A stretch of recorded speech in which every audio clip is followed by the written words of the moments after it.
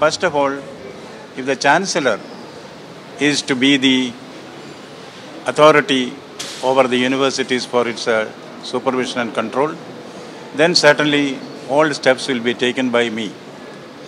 If government is the authority, then let government take it.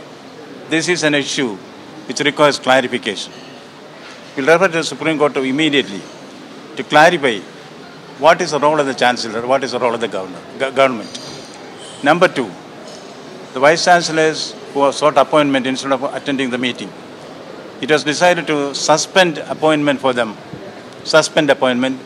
till convincing explanation is given for their absence. That is issue that is going to be raised in the Supreme Court. That is issue on which the Vice Chancellors have been suspended appointment with the Governor, and those Vice Chancellors will not be, their entry into the Raj Bhavan will also be banned.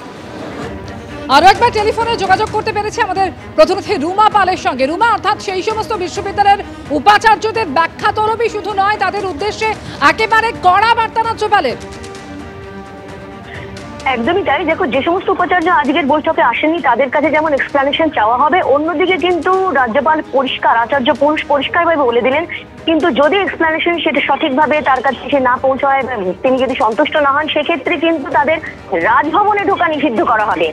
এমনকি এটাও তিনি বলেছেন যে supreme কোর্টের কাছেও তিনি জানতে চাইবেন যে এই উপাচার্যরা কার কথা শুনে চলবেন বিশ্ববিদ্যালয় পরিচালনার ক্ষেত্রে, রাজ্যপাল না রাজ্য সরকার। অর্থাৎ বুঝতে পারছো যে এই বিষয়েও যে তিনি বক্তব্য রেখেছেন তাতেও কিন্তু এটা সংঘাত দেখা যাচ্ছে। যে সমস্ত উপাচার্যদের তিনি ডেকেছিলেন, দেখো এর আগেও কিন্তু উপাচার্য নিয়োগ নিয়ে একাধিকবার রাজ্যপালের মধ্যে সংঘাত হয়েছে এবং সেই সংঘাত ধীরে ধীরে এগিয়েছে, কিন্তু অনেক সময় দেখা গেছে যে রাজ্যপাল সেই বিষয়টা নিরসন করেছেন। কিন্তু তার এই বক্তব্যে কিন্তু আবার ফুটে উঠছে যে কেন তারা অন্যান্য যারা ভাইস চ্যান্সেলর ছিল তারা কেন এলেন না। এবং তিনি এটাও বলেছেন যে এক একজন এক এক ধরনের সমস্যার মধ্যে ছিলেন, কেউ ঘেরাও হয়েছিলেন, নানা রকম তাদের সমস্যা, কেন কি কারণে তারা আজকের এই বৈঠকে উপস্থিত থাকতে পারলেন না সেই এক্সপ্লেনেশন চাইছেন।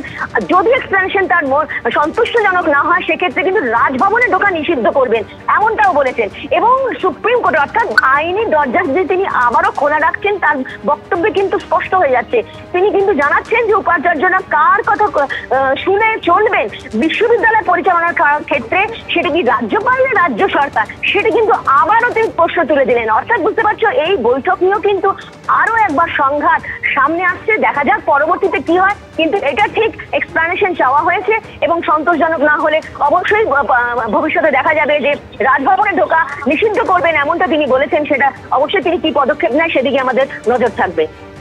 একেবারে, অর্থাৎ সেই সমস্ত বিশ্ববিদ্যালয়ের উপাচার্যরা যারা আজকের বৈঠকে হাজির ছিলেন না তাদের উদ্দেশ্যে একেবারে কড়া বার্তাতে ভবিষ্যতে রাজভবনেও তারা ঢুকতে পারবেন না। আজকের বৈঠকে হাজির হতে পারেনি বর্ধমান বিশ্ববিদ্যালয়ের উপাচার্য। আজ বর্ধমান বিশ্ববিদ্যালয়ের যে প্রশাসনিক ভবন, সেই প্রশাসনিক ভবনের সামনে বিক্ষোভ দেখান পড়ুয়ারা। একাধিক দাবিতে তারা আজকে বিক্ষোভ দেখিয়েছেন এবং বর্ধমান বিশ্ববিদ্যালয়ের উপাচার্য তিনি জানিয়েছেন যে সেই কারণে, অর্থাৎ পড়ুয়াদের বিক্ষোভের কারণে তিনি আজকে রাজ্যপালের ডাকা বৈঠকে হাজির হতে পারেননি। আমি একসাথে মিটিং এ যাবো বলে 11:30 নাগাদ আমি আমার রাজবাড়িতে আমার অফিসে আছি এবং যখন উঠে আমার কাগজপত্র নিয়ে যখন নিচে নামলাম তখন দেখি ছাত্ররা সব ঘেরাও করেছে এবং আমাকে কিছুতেই এখান থেকে বেরোতে দিল না। তারা আমার অফিস প্রাঙ্গণে বসে রয়েছে এবং সেজন্য আমি বেরোতে পারিনি। এখান থেকে রাজবাড়ি যেতে প্রায় 2.5 থেকে 3 ঘন্টা সময় লাগে। আমি ঠিক সময় এসেছিলাম কিন্তু বেরোতে পারিনি ছাত্রছাত্রীদের ঘেরাওয়ের জন্য। আমি মেসেজ করে দিয়েছি যে আমি ঘেরাও হয়ে রয়েছি এবং ছাত্ররা যেহেতু আমাকে এখান থেকে বেরোতে দিচ্ছে না, আমার পক্ষে রাজভবনে পৌঁছানোর সময় মতো সম্ভব হবে না।